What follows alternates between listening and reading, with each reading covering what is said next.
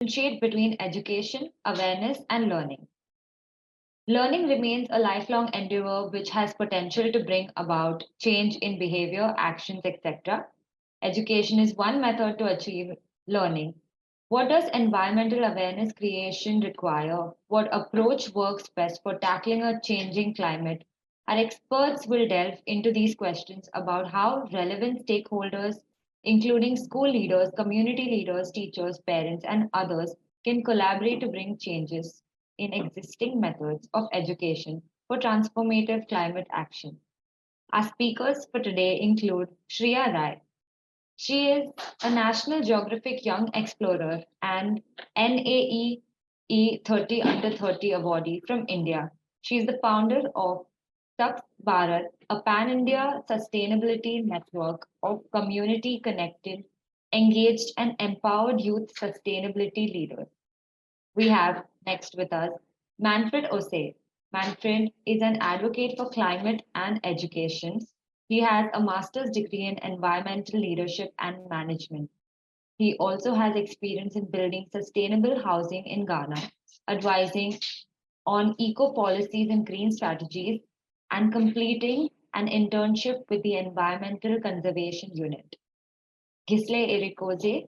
Ghislain is a social entrepreneur and environmental advocate, leveraging art to spearhead youth-led sustainability awareness and education. He founded Kigali Green Gallery, that's KGG, a sustainability art center leveraging art to spearhead environmental education in Rwanda. Emma Haling. Emma is the founder and CEO of Climate Talk, a youth-led non-profit organization demystifying climate policy and empowering young people in the fight for climate action. John Emmanuel Kachakwale, who's also the moderator for this panel discussion, is a communications and youth engagement officer at Wildlife and Environmental Conservation Society of Zambia. His background includes broadcast media and advocacy for meaningful youth engagement in governance, health, climate change, and environmental conservation planning and action. Welcome everyone once again. I request you all to observe the house rules and please write your questions to us in the comment section below. LinkedIn Live attendees can share their questions in the comment sections as well. Over to you, John.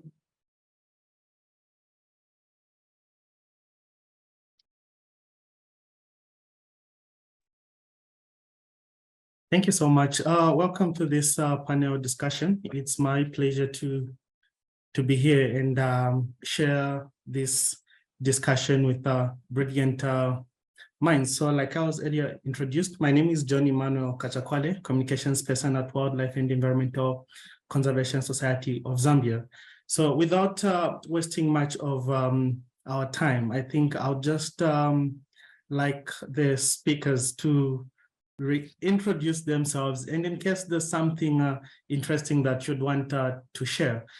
In most cases, when I'm having conversations with people who are within the conservation sector, I always want to know what wildlife do they identify with, be it a vegetation or maybe an animal. So if you can just tell us your name and say, okay, I think I identify myself with such and such a creature or any living thing, I think that would be a good way to kickstart our conversation.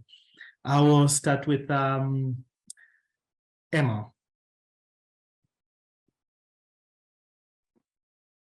Hi, everyone. Lovely to be here. Thank you so much for the lovely introduction so far. So yes, I'm Emma. I'm from Austria, and I'm the founder and CEO of Climate Talk, where we try to demystify climate policy and make it accessible and transparent for young people, breaking down the barrier of understanding and communication and empowering young people in the fight for climate action. And I've also recently moved back from Paris to Vienna, just location-wise, calling in from Austria. Animal I identify with, I love the question. I think I just have to choose squirrels because I'm a huge fan of squirrels. I love them ever since I was little. They just seem too cute to be real.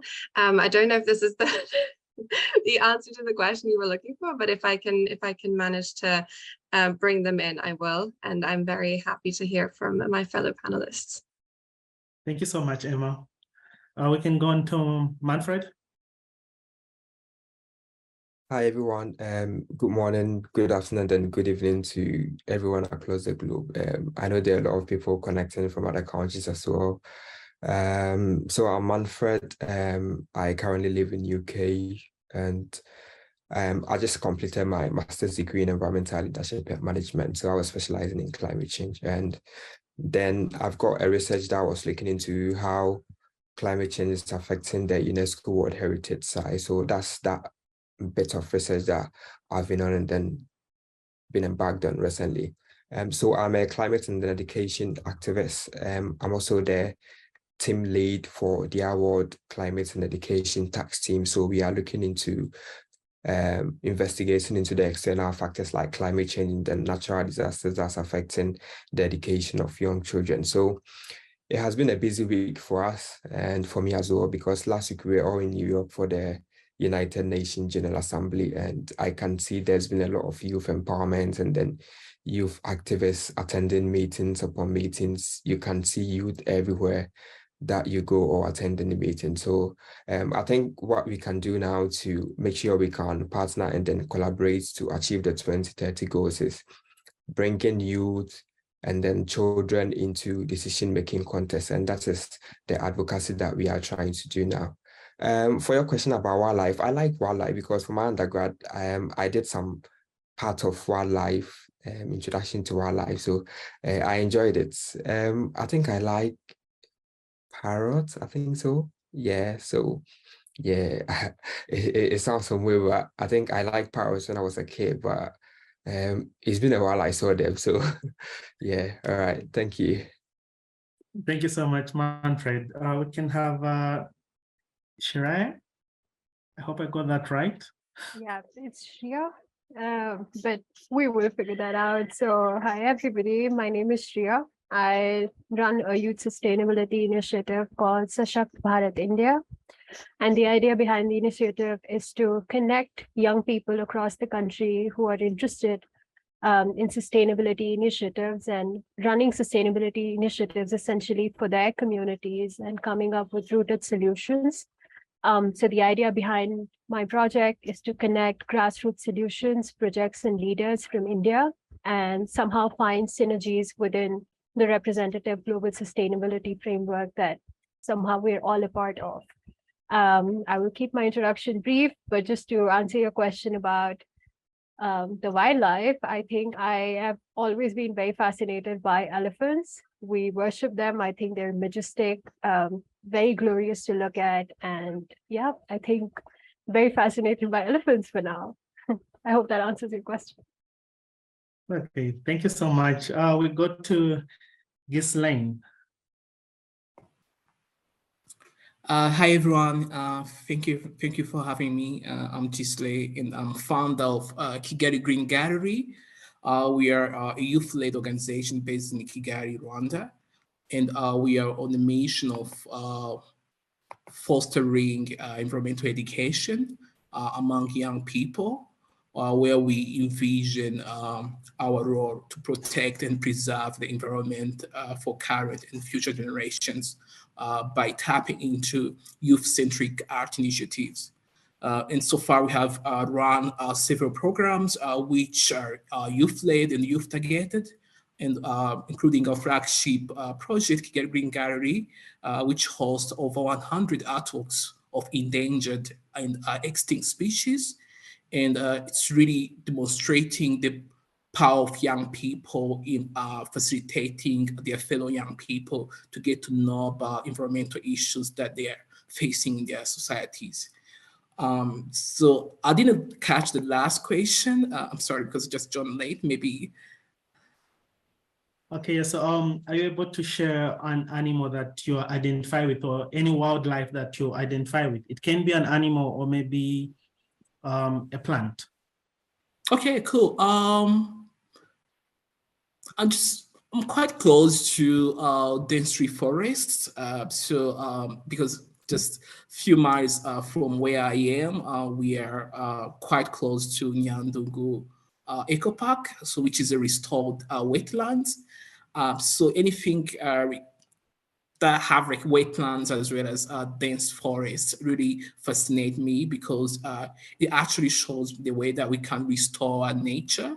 And I believe in the restoration because that's where it can actually trigger a renewal in terms of different natural systems that have been endangered. Yeah.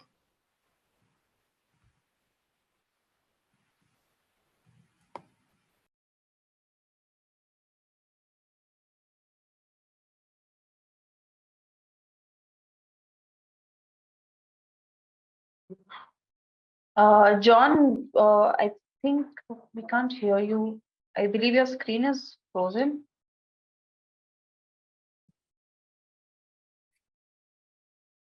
Hello?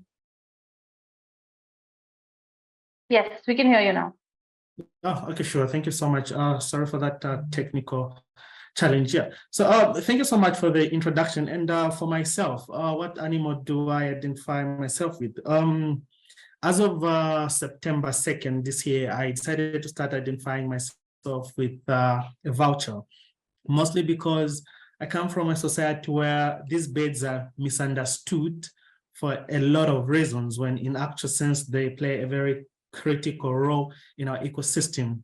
And I think they're mostly known as the cleanup crew. And being someone within the environmental realms, I feel we are here to clean up the mess that the past generations have done to our environment. And we are going to do a lot of things. And I'm very impressed and pleased to learn of a lot of things that are being done by you. So just to dive into our discussion today. So I think we all know our topic. It's how do we differentiate between education, awareness, and learning. I think this is something which is very vital. And for the organization that I work for, this is what we are focused on. Because at the end of the day, it's all about the information we give to the young generation that builds up and molds them as they get old. So I would like to start with Manfred. I would just want to get from you. So what is the importance of environmental education, awareness, and learning to children and youths around the globe? Oh, okay, thank you very much, John. This is a vital start of a question, and I think we all know education is one of the key ways that we can unlock big opportunities from children. And the SDG 4 is the only relevant SDG that cut across the other 16 SDG goals as well. So I think education is very important to the youth and then to the development of community, because it brings awareness. It makes people to understand the science, especially if you are talking in terms of environmental sustainability.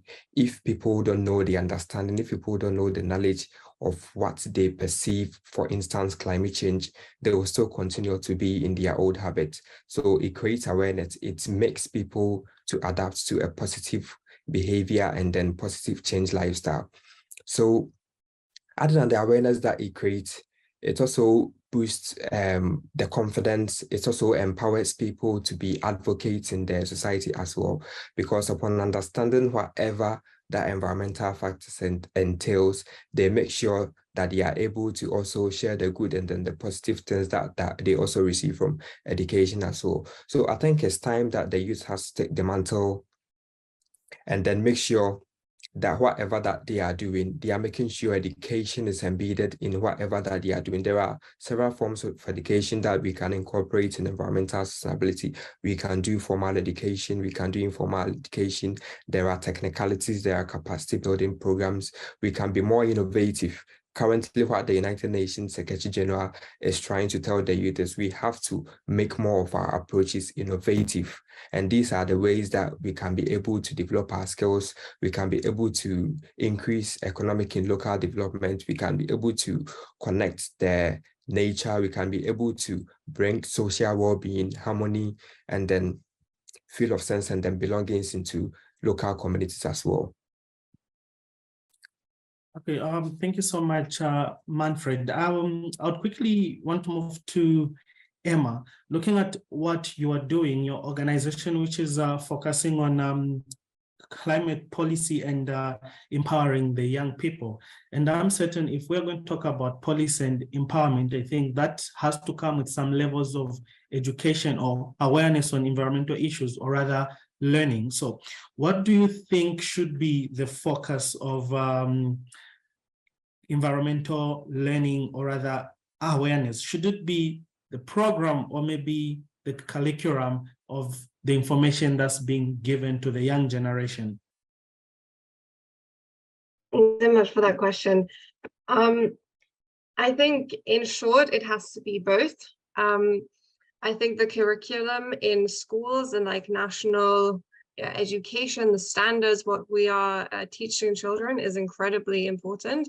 And there's so much potential there as well. Ideally, everybody would learn about the climate crisis. Everybody would learn about climate policy, biodiversity, conservation. Like those are crucial topics that are being very, very neglected in most schools and in most curriculums. And I think there's a huge potential, and we really need to reassess what is the necessary knowledge for the next generation, for this century, and for the upcoming decades. And I think this has not been done in quite a while in most countries. And this is something that would be absolutely crucial. And obviously building onto that, there is so much potential for other programs in addition to the standard curriculum, where you can go into detail into different areas where young people can start learning things in practice, where there are existing programs that, where young people can start to get engaged in policy processes, which is great, but there is not enough. And you have so many different opportunities for extracurricular programs and for opportunities for young people to get like a hands-on engagement and hands-on involvement. And that would provide the basis for the rest of their lives, really. And I think this is like one aspect of schooling, and also universities. Like there should be a standard course, and like the climate and biodiversity, this should be included in different ways in so many courses, because it is so interrelated. Everything relies on having a habitable and livable planet and taking care of our nature, taking care of our environment. There's so many topics that need to be interlinked with these topics. So I think this is a really crucial part to address this in the curriculums of schools and universities, but also not to neglect the potential of extracurricular programs, of movements, of campaigns, because this is also absolutely vital. But there has to be the spaces to get young people involved. And this is also what we're trying to do, is because we realize that so many young people are lost on the way because they feel like they can't contribute. They want to get involved, but they feel like they don't have the necessary knowledge, skills, or understanding, because they were never taught any of those skills, and they didn't get that knowledge. And so that's what we're kind of trying to build up with Climate Talk as well, to enable everybody to understand climate policy, and then to get further involved in programs and campaigns, in other activities. So this was a very extensive answer, just to say that I think we need both, but the curriculum has to be the standard to be able to build on that. Okay, thank you so much. Your explanation has triggered one thing I would want to find out from everyone on the panel. So, being that the curriculum is something that is vital, how many of us in our countries have environmental education as part of their syllabus? Would say, okay, maybe I learned this when I was in primary, in secondary, or maybe in university they had it at, okay, no, I think for university, no, I think because some of you, that is your area of study. But however, for the primary and secondary level, how many of us have that as part of their curriculum? Because for Zambia, I would say we don't have that, and we are planning, but that's something that is not coming to life. So for you, do we have that as a syllabus? We can start with Shreya, then Manfred, Ghislain, and Emma. I think I'd want to find out from your respective countries if at all we do have this in our education system. I would have to say that in India, it is part of the education system. It is not very pronounced, it is not very advanced. However, there is environmental education that is integrated into our curriculums. But I think my question is, and the problem that I deal with on the field is a little more complex. It is that what makes it to formal education system sustainability is much more than that, right? So how do we integrate indigenous knowledge systems? How do we integrate what we have learned from our communities, things that we have been, that have been imparted down generation after generation? Especially, I can speak from my context. How do we create space for those kind of learnings into, our formal systems of education? I think that's another question to answer. So when we think about reskilling, when we think about sustainability education, these words mean very, very different when they are, sort of understood in vernacular languages, when they are contextualized, when they are intermixed with local realities. So I think that those differences, that kind of intersectionality also needs to be kept in mind. And in that case, what I'm trying to point out is that will a standardized curriculum introducing all of us to the same kind of sustainability, will that be the solution, or do we actually need to, create some complexity in what do we mean when we say climate action? Who can be, leaders from our communities? What kind of knowledge can be privileged?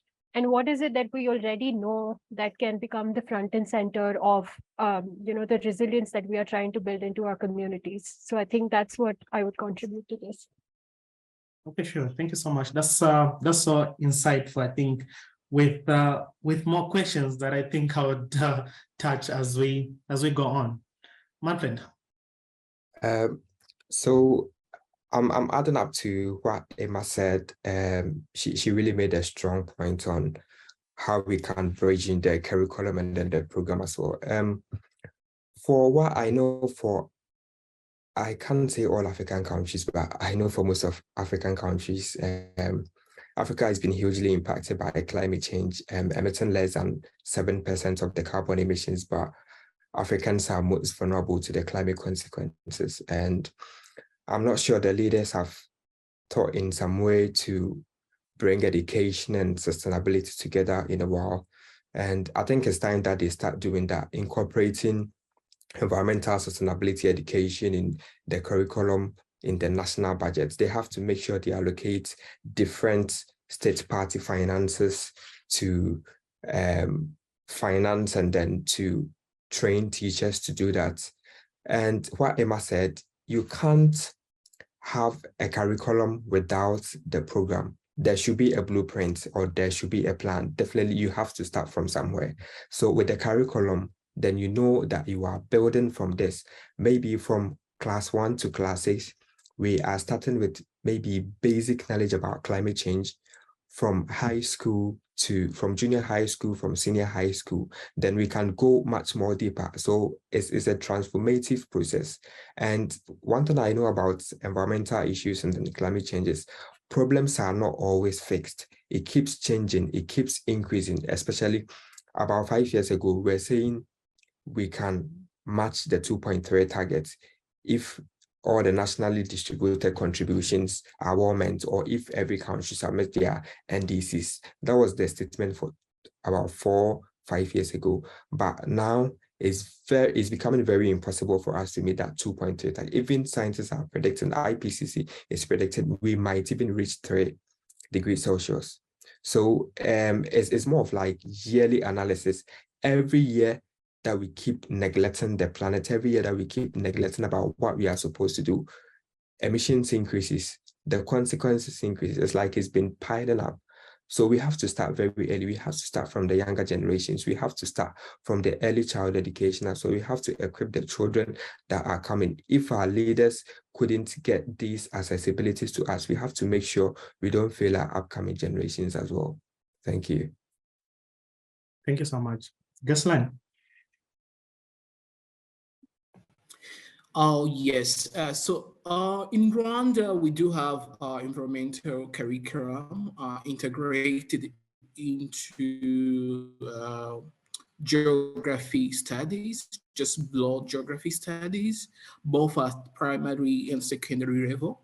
But if you are trying to contextualize the environmental education, find out it's kind of like embedded on a theoretical framework rather than practical framework. So that says like most of insights taken to classrooms actually stays in classrooms. So there is no further actions. I mean, the way like student can translate what they have learned in the classroom into their own daily lives. So that's where maybe informal key players can actually participate or contribute to environmental education. And when we found the Kigali Green Gallery, we were trying to respond to specific questions or challenges that we have seen in Rwandan society, and how do we make environmental education more adaptive and blended. And that's where we try to explore different mechanisms that can actually be created to make environmental education adaptive and branding. And one of the aspects we explored was art.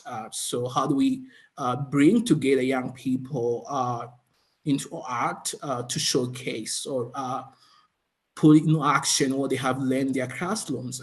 So we started with biodiversity, but also trying to create a platform for them to get to know environmental issues.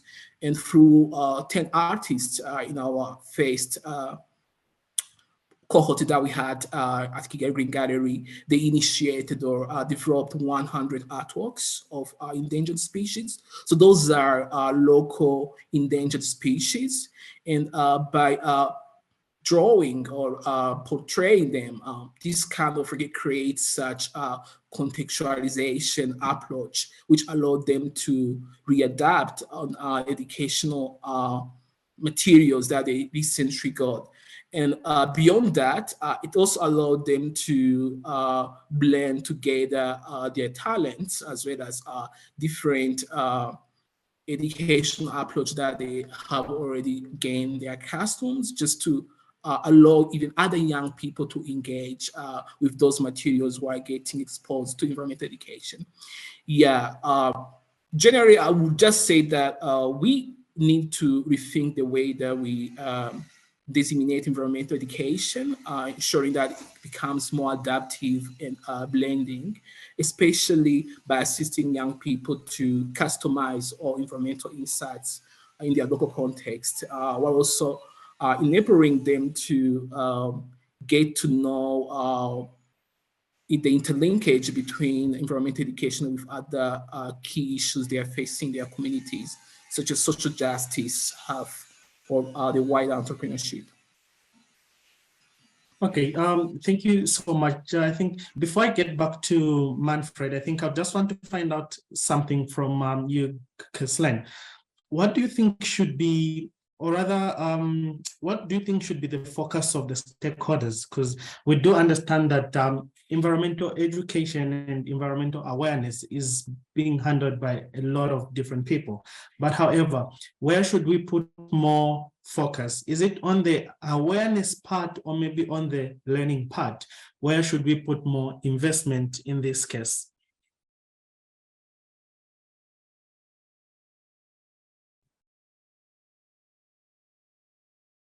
Sorry, we can't hear you. Okay, so I believe we need to combine both because all have to go hand in hand to ensure that we are creating a holistic learning environment. So of course, there is a lot of environmental challenges going on in the society, which pose a great concern. So that's where maybe awareness can actually play a key role.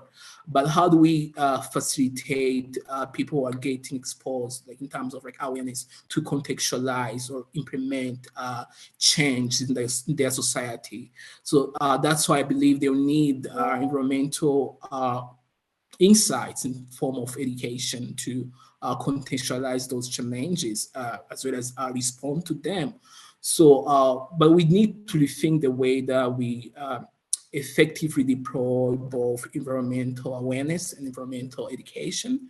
Because at the end of the day, if we miss one of them, we feel like we found like a specific huge gap at one end. So that's why I believe a combination of both will go hand in hand to create more environmental responses. Okay, sure. Thank you. Thank you so much. Yeah, so Manfred, to you. So what do you think is the role of the school leaders, the community leaders, parents, the policymakers when it comes to environmental education awareness and learning? Okay, thank you, John. So stakeholder collaboration is very critical, especially in the issue of education, because education is more like connecting people, connecting different dots, because the transformation of the learning starts from a teacher, and then the teacher impacts the knowledge into the student, and then the student also imparts knowledge to his or her other colleagues as well. So it's like that kind of a chain. The beneficiary goes from one person to the other. Yeah. So what school leaders can do in this kind of criteria, school leaders can act as financial resource provider. They can liaise with whichever authority that is higher than them, or maybe their superiors. School leaders can liaise with local authorities. School leaders can liaise with decision-making process. I'm talking about the local authorities, and then get any resources. The resources can be financial resources. It can be education and learning resources, textbooks, pencils, provision of facilities, and then instructors to make sure the education of the children are more adaptive. Anytime the children go to school, they feel they are also part of the community. They have a sense that they are attending a school, and they know that education is something that will be of very important to them in the future.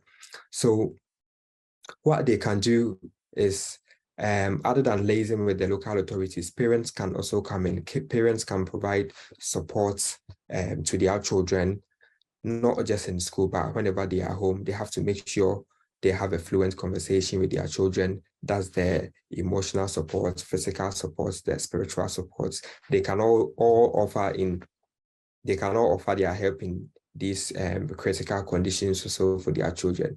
And for decision maker, they sit at the top table in government.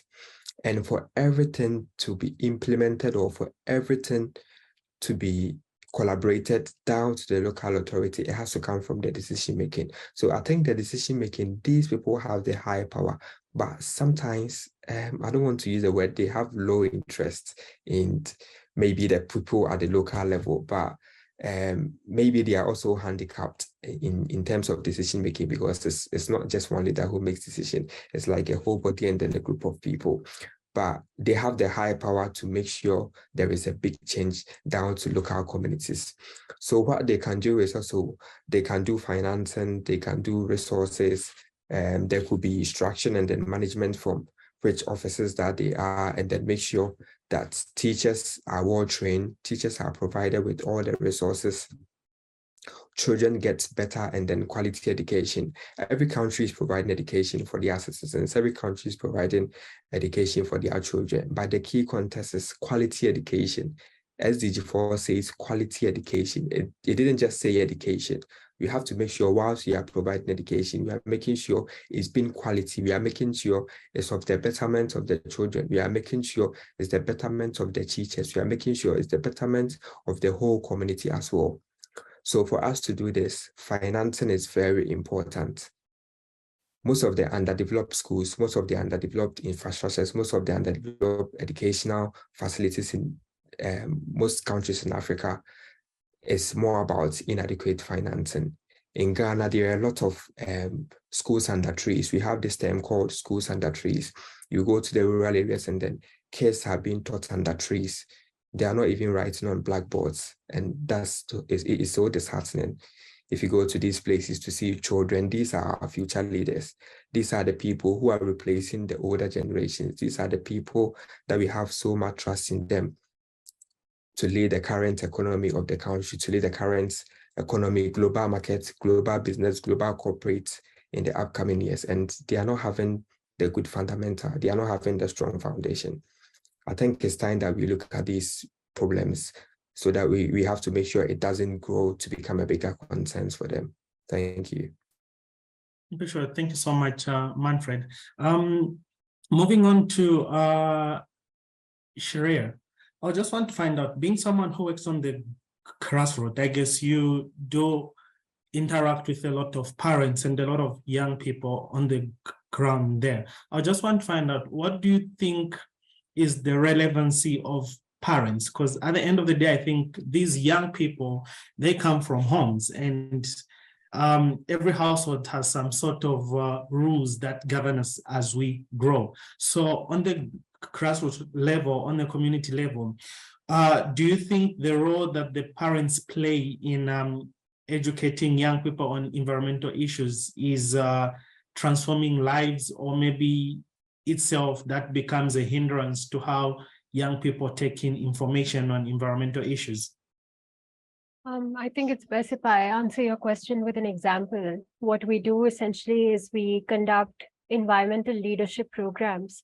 And one experience that I've had across the country is parents are willing to send their male child far away into the city to be part of these workshops. But the second it's about sending the girl child, there is a lot of hesitancy.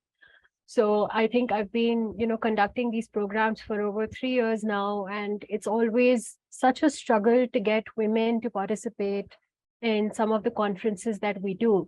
And some of these concerns are very real, right from, safety to how accessible these are, to whether or not women would have the safe space to participate in these conferences. But I think it made me reconsider how we organize some of the work that we do and how interventions are laid out, because it's very unequal in that sense. If you have a certain gender that is unable to participate in the conversation in the first place.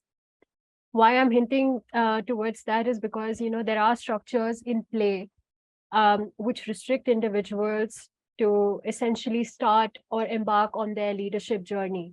So this is one example where parents are actually fearful of, let's say, the safety of the women of their families, but also I've seen that, if there are students who are, sidelining their daily education and wanting to participate in sustainability initiatives, there is resistance for that as well, because this is not seen as a marketable either degree or an experience which would essentially make them successful in life. So there's that kind of hesitancy. But having said that, I think now there is a realization that climate change, climate action is not something that is completely devoid of our communities. I think especially in our context, we have seen so many natural disasters in the past years that disasters are literally on, at our doorstep. And I think now I see a raging confidence within parents, within elders of the community also, to encourage young people to participate and to find solutions and to sort of, provide them with any assistance that they need. So I think I have seen that shift in the last 2 to 3 years, but as I said, that there are many structures, parents being one, family structures, schools, while these structures can be very enabling, there is also the need to think who is, sort of participating in conferences we call leadership conferences, who is given opportunities, how are those spaces made accessible or not. I think these are also questions to consider that I keep going back to, at least in my work. Thank you. Okay, sure. Thank you so much. Emma, just a quick one. I'd like to find out, what tactics do you think are more doable or practical when it comes to environmental education awareness and environmental learning of young people on a community level, or rather the grassroots levels? Do you think there are some methods that work better and methods that don't work for most people?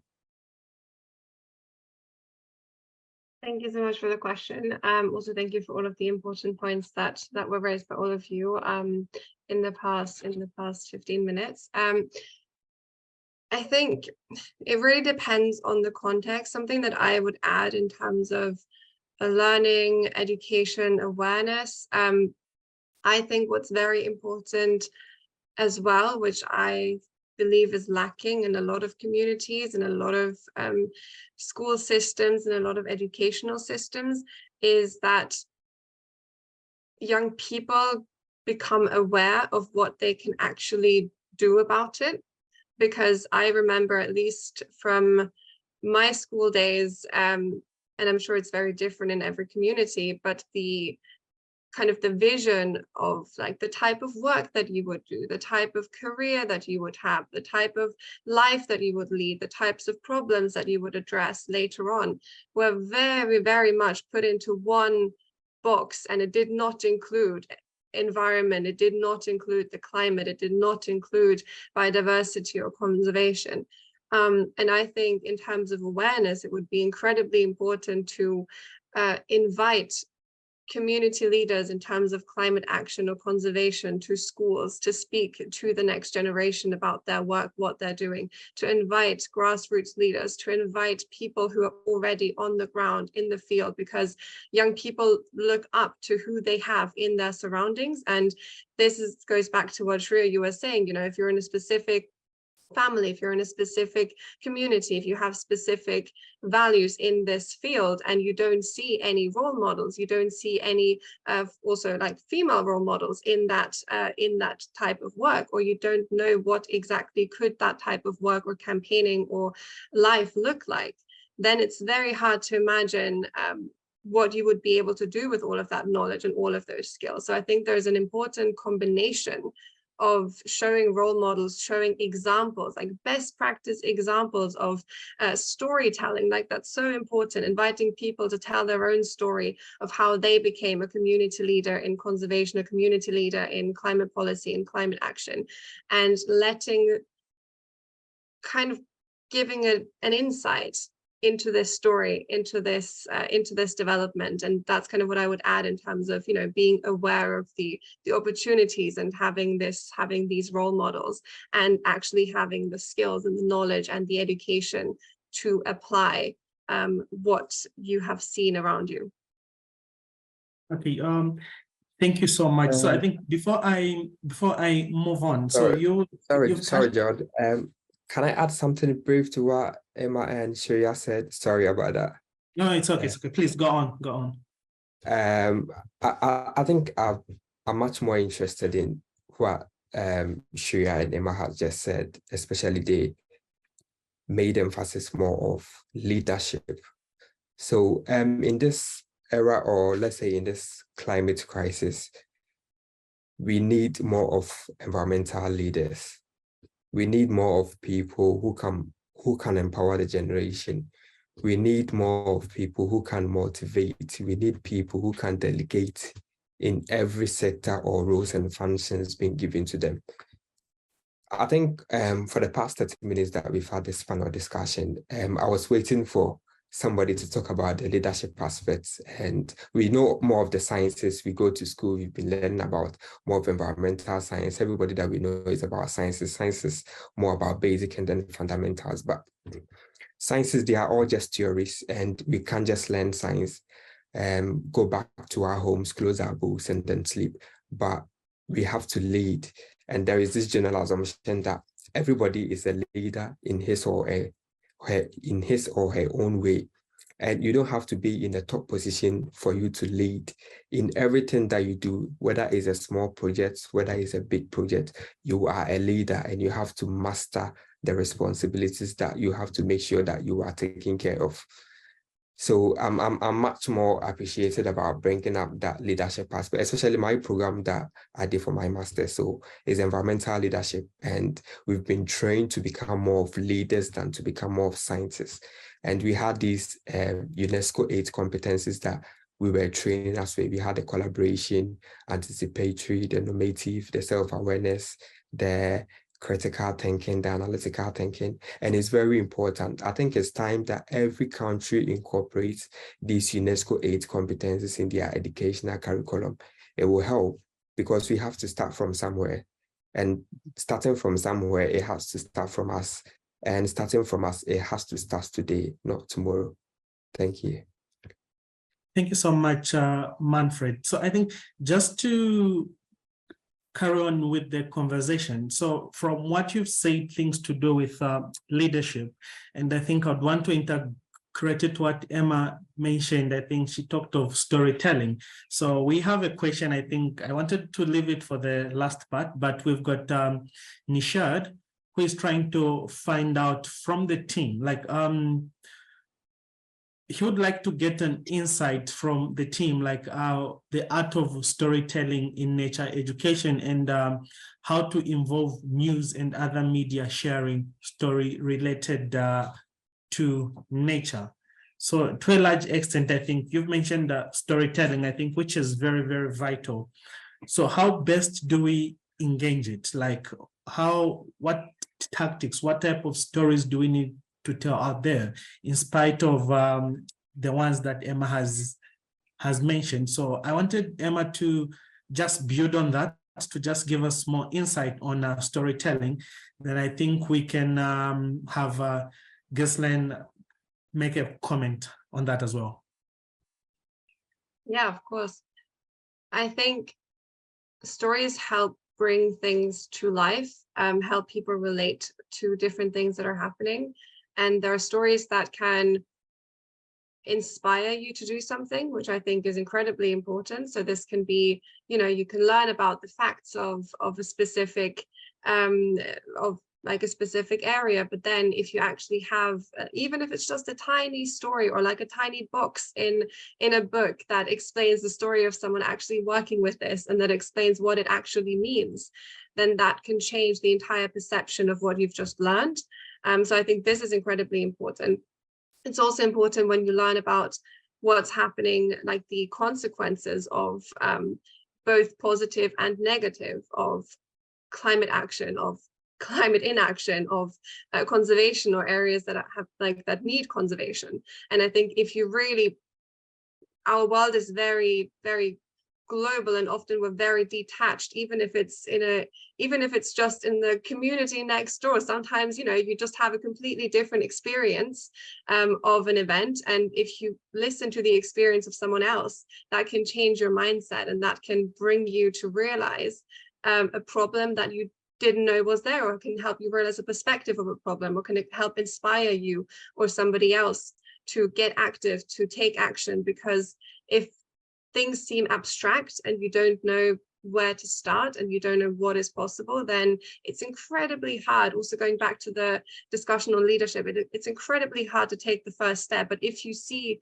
someone else, if you hear the story of someone else who has taken a similar path or has taken a completely different path, but there are elements that could inspire you, then I think that changes the entire kind of playing field, and just the entire mindset of people, which is why I think it's so important. And I think, yeah, there are very different types of stories, all of which can have a specific purpose.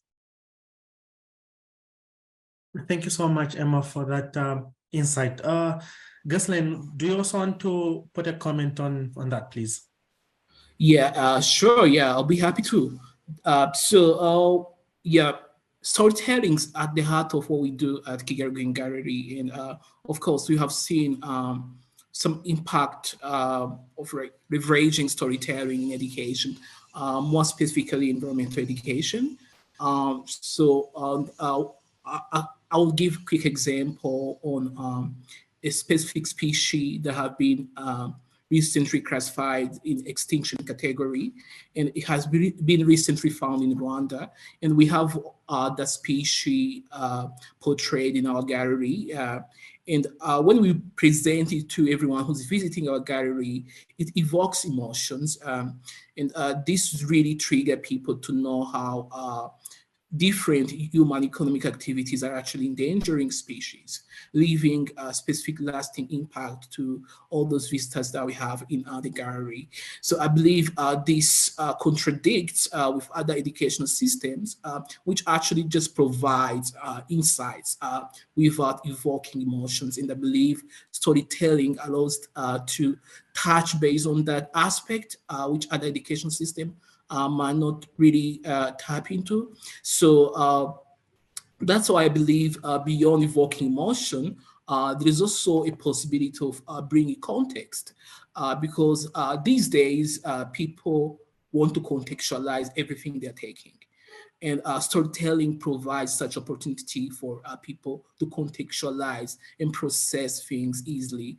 And so far we have seen potential impact in the community through a recent project that we concluded. We brought together grandparents, almost 10 grandparents with over 20 young people. We created what we call intergenerational dialogue, which allowed young people to learn from their elders, especially on those extinct species. And this was really mind-provoking because beyond like gating scientific education that they have been listening from their classrooms, they have been able to know or interlink such knowledge with the past situations, especially by leveraging those historical context, which they can't find on internet or maybe other sources. So I believe now more than ever, we need storytelling in each educational context, because this will allow us to evoke emotions, allow learners to contextualize such education, while also enacting more action, because we need action. So I think Shreya and Emma have been mentioning about leadership. But this leadership has to produce tangible results. And by producing tangible results, we need to enact actions. So that's why storytelling can be a catalyst, can just catalyze the whole procedure, allowing us to move faster while achieving tangible results.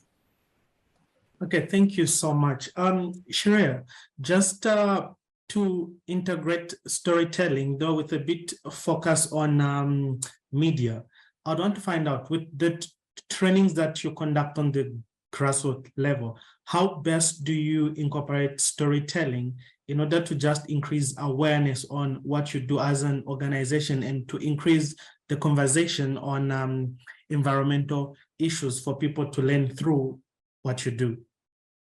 So we do a couple of things, and I can mention probably three.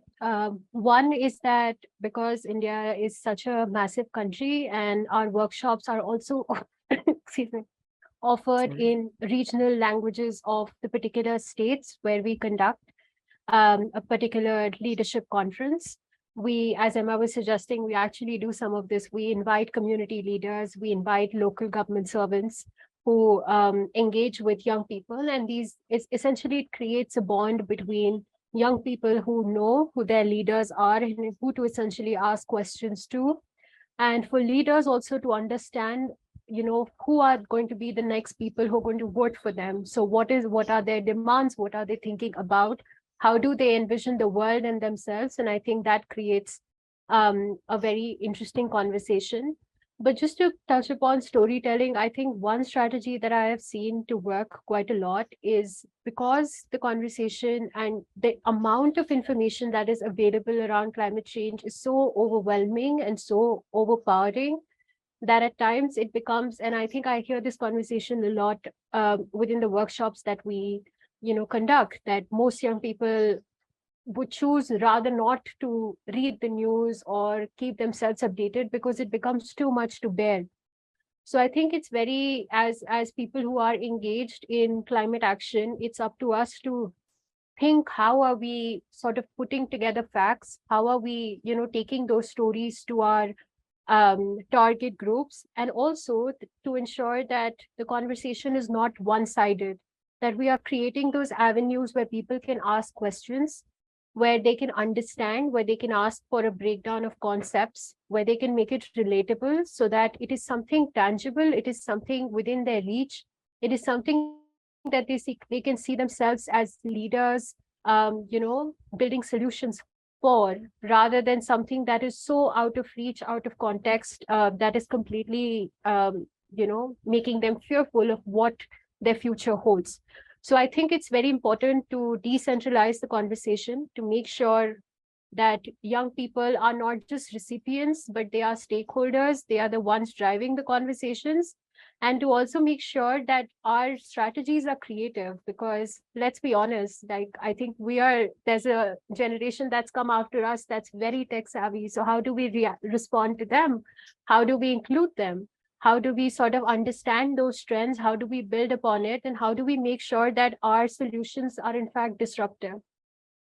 Thank you. Good. Thank you so much. Manfred, I understand you've been doing something in line with environmental, or rather climate change action and environmental sustainability, in line with our cultural, or rather community values. I'd want to just hear from you. How should we, or how can we align climate change action, environmental sustainability, and our cultural or community values? Yes, that's very true. So I've got a current research that, as I told you earlier, I'm looking into how climate change is affecting the UNESCO World Heritage Sites. And anytime we talk about World Heritage Sites, that the first thing that comes into mind is about culture, is about traditions and customs. So a lot of heritage sites in the UK are on the verge of losing their status as being recognized as an inscribed heritage site because of factors and then influences caused by climate change. So what I'm trying to look into, my study area, is about making sure the culture of the people is still preserved, because heritage has been there for over centuries, especially the study area, the heritage sites that I'm looking at, it's been there since over 200 years ago. And we can't just say climate change is affecting that heritage sites and nobody is giving any much more attention to.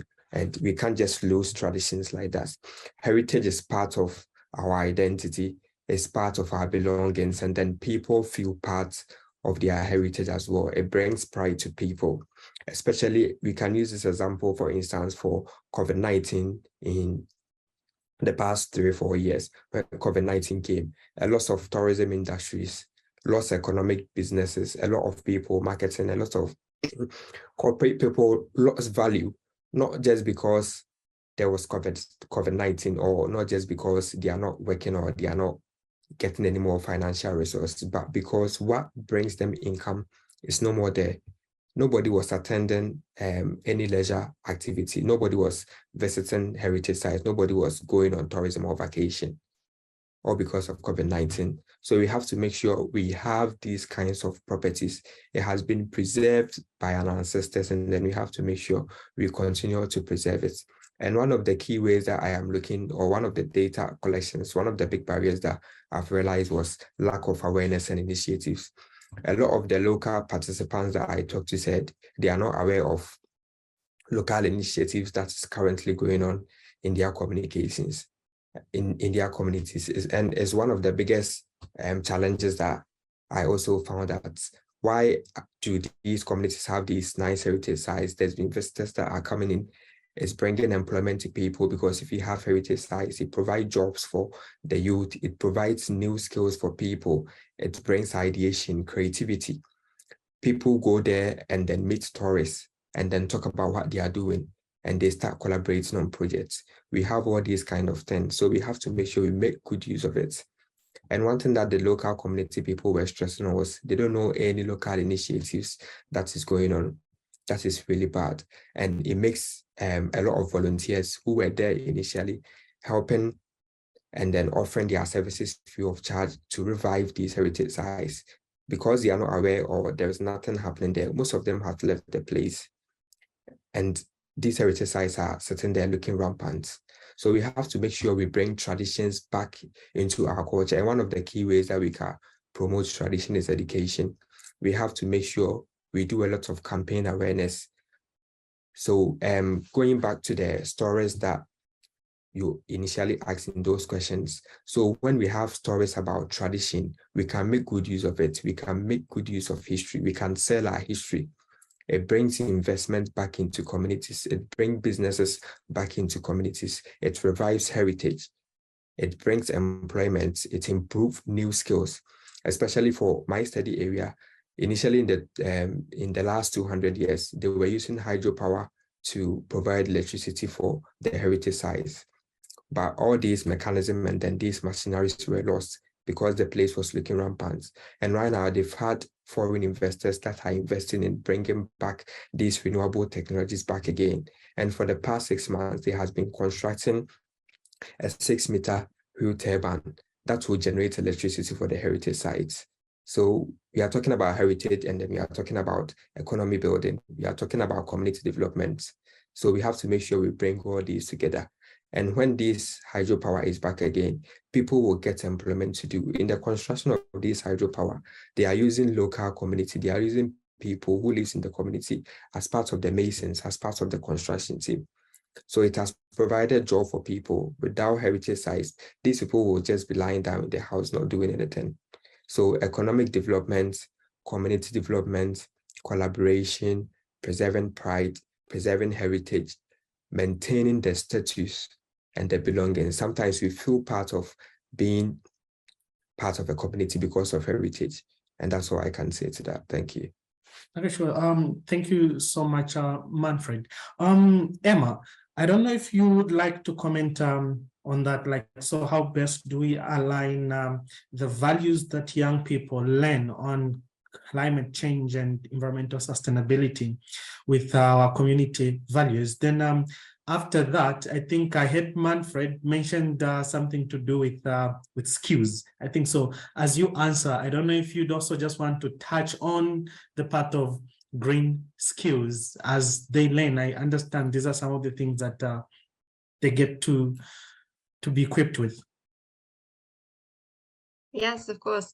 I think that fits very well with our work at Climate Talk as well, because we are, like, on the one hand, we're trying to enable young people who are very worried about the climate crisis, who know that it's a huge, like, the issue, the problem of our time, but who don't have the necessary knowledge or skills or understanding to take action, and who are lost when it comes to the policy space, all of the jargon, the acronyms. Like, there's only a tiny percentage of young people who feel like they know their country's climate policy, they know international climate policy and know what should be done instead, just as an example. And I think what we're trying to do is show that it's possible to understand, and also show how you can actually align those values that you have when it comes to climate action, and that we want climate action, with becoming a climate leader yourself and a climate campaigner yourself. And this is something where we try to implement, to circle back to storytelling as well. What we've tried to do, for instance, at the last climate conferences, so we've reported live from COP26 and COP27 so far, and trying to give a behind the scenes insight and make it more transparent and understandable for young people, but not only have those, you know, standard suggestions of different programs that you can participate in, but actually interview loads and loads of young people on the ground to tell their stories. What has brought them to this conference? Which programs have they participated in? What role are they here? What are they campaigning for? What are their demands? And how can you get involved? And really trying to help young people who have these values then take this into action. And I think this links back to the necessary skills as well, because in the end, knowledge is power. And I think if young people have the knowledge and the skills and the understanding, then that will also massively increase our power to be able to hold decision makers accountable, to be able to get involved in decision making, in policy making, in community leadership, in community activism and campaigning, and grassroots programs and campaigns. And I think this all very nicely links together in the end, of education, learning, skills, storytelling, and then being able to align what the underlying values are with the actions that you take. Yeah, thank you so much, Emma. So before I get back to you, Shreya, Ghislain, I just want to find out, so what type of green skills do you think young people, or rather children and youths, should learn in the process of environmental education and environmental awareness?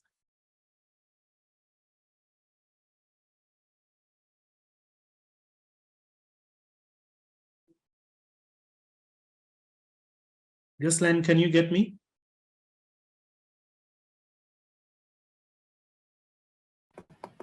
Yes, I can hear you. Yes, just generally, I would say we have seen a lot of trends, especially on the way we bridge education and entrepreneurship. And I believe that there are multiple opportunities that can provide more platform for young people to engage in environmental space. And yeah, maybe skills can actually vary from geography to geography. So for instance, if maybe I take like an African context, there is a possibility of teaching smart climate in terms of like, food systems. So how do we make food system more climate smart? And there is also a possibility of creating more holistic green skills in renewable energy, since we have like a lot of households that need to be joined or maybe integrated in energy space. And there's also circular economy, which also can provide more holistic advantages on the way we reuse or repurpose materials. Yeah, so I believe skills can actually vary from one geography to another geography, basically tapping into local context.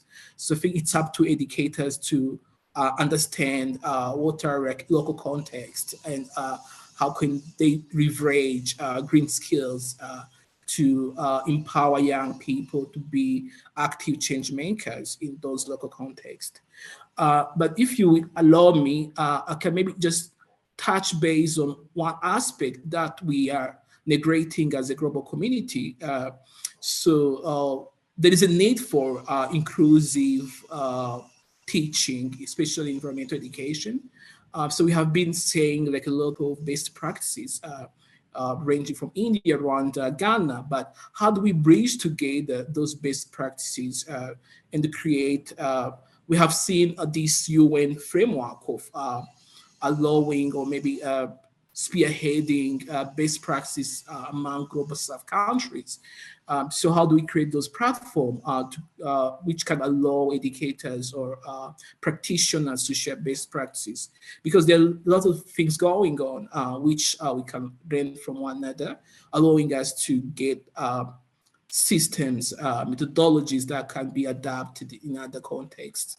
And I believe as a global community, we are somehow underutilizing such global inclusivity, which can allow us to get best practices which can be replicated to advance environmental education. Okay, sure. Thank you so much. Getting to you, Shreya.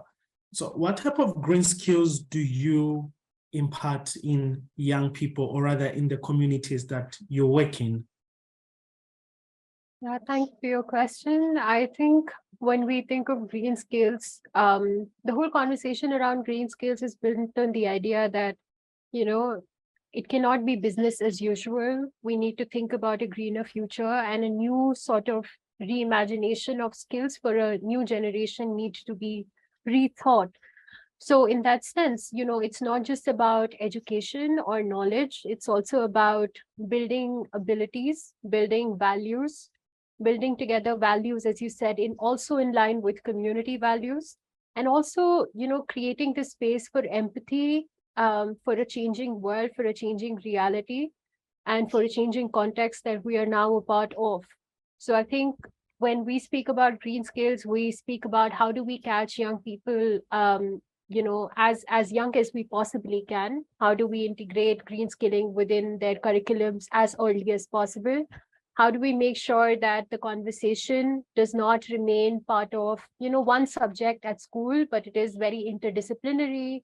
Young people have the opportunity to actually step out in nature, be part of nature walks, hikes, something that gives them an experiential learning opportunity. But also, we are looking for skills that would make young people aware, that would make them empowered, that would also make them disruptive with disruptive solutions, and effectively make them resilient to sort of position themselves in, a changing reality. So I think that would be my definition of green skills. And I think as all of our speakers have already hinted, that it cannot be a fixed project based on our realities, based on the context that we are facing. The conversation needs to keep developing. And as you know, this is why forums like this are so important, because I think we realize that there is so many similarities in the work that we are doing, and there's possibility for collaboration, but there is perhaps so much that we're missing out on, and we really need to push the envelope in that regard. Okay, thank you so much, Shreya. So as we get into the dying minutes of our conversation, I think I would like to start with Emma, then Manfred, Ghislain, then we'll get to Shreya lastly. So what would be your final words with regards to environmental education and environmental awareness? Like, how should it be moving forward? What is the ideal environmental education and awareness? Thanks so much. It's very hard to define the ideal education, because I think it very much depends on the local context as well, and to use the potential that is already there. Maybe to add something for the green skills, which I think is important, is that we need all types of skills in the transition that we need to embark on in this, like, as soon as possible, for a livable planet, for a just society. And I think there's still a myth that, you know, to work for this change, to work in climate, to work in biodiversity conservation and so on, you need to have studied environmental science. You need to be in this particular field, have these particular skills, which is absolutely not the case, because if you look at any team of any organization or campaign, you need so many different skills. It's just about where you implement the skills. And so I think this is also something that I would maybe say in the end is, like, it's about changing the way we view education and societal awareness as a whole, because there shouldn't be such a thing as environmental education. It should be education, and we should include those factors, obviously, in any subject and in any job and in any campaign and in anything that we're doing, because it is our planet that we're talking about. It is our home, it is our environment, and this has to be considered everywhere. So for me, there's no such thing as, you know, having green skills or not. I think it's more about where do you spend your time and how do you use your skills to advance a greener and just sustainable future, because everybody has skills to advance that. And it's about changing the mindset and changing the awareness, understanding and knowledge of the system that we're in, so that we can then implement the skills in such a way. Well, thank you so much. Ghislain, just under 30 minutes, what would be your final words with regards to the question? So, like, as I said, we need to make environmental education adaptive and blended. So we have to assist young people, because they are actually the one that will be affected with all those calamities that are projected. So we need to facilitate them to customize all environmental insights in their local context, allowing them to blend ecological education with other intertwining programs such as social justice, health, and entrepreneurship. And besides that, we need to move from theoretical based to project based learning, especially allowing young people to leverage emerging tools such as storytelling or art, just to create more holistic environment for them to be more active and engaged. And then besides that, we need to create a more culturally inclusive learning environment, because we need to just foster such collaboration, especially allowing us to share best practices in environmental education, because that's where we'll be able to create more needed urgency as well as innovation in education system. Okay, sure. Thank you so much. Manfred, under 30 seconds as well. Yeah, thank you very much, John. So first of all, we can educate to create awareness, and then we can create awareness to educate. I think the two has to work hand in hand. And all that I can say is about we have to make sure we are improving on the leadership skills. We have to make sure we've embedded leadership competencies in the education curricula. And I think teachers stand in the best positions to detect which of their students has these competencies. I think if we train and then educate teachers very well, they stand in a better position to know which child has to get more development, which child has to get a very quick development. I think from what I'm trying to say, we have to invest in teachers, because teachers are able to identify the spotlight and then the indicators in children. Teachers can say, oh, this child is very good at reading, this child is very good at leading this event, this child is good at this child is good at that. So you have to make sure whilst we are investing in the education of children, we are also investing in teachers as well. Thank you. Sure. Thank you so much. Shreya.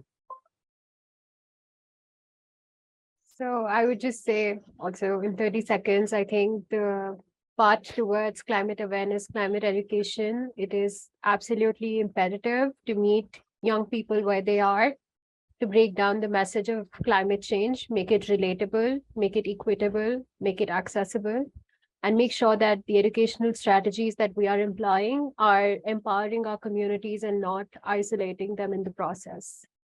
That would be my final comment. So thank you so much for this insightful conversation. So our topic of discussion was how do we differentiate between environmental and rather education, awareness, and learning. So thank you so much for sparing your time to have this discussion. And I think as we just close this session, there's this famous quote that I like. I don't know where I heard it from and how precise it is, but it says that if you want to eat, or rather to eat in the next 3 months, you can plant corn. But if you want to sit under a shade in the next 5 years, you can plant a tree. But if you want to secure the future, you can educate a child. And I'm certain that with all the input that we are doing from our different spheres, we are going to ensure that the young people are aware and learn it when it comes to environmental issues. Thank you so much for your time. Thank you. Thank you very much. It was insightful. Sure, thank you. Thank you, everyone. That was a very interesting panel discussion, very interesting points.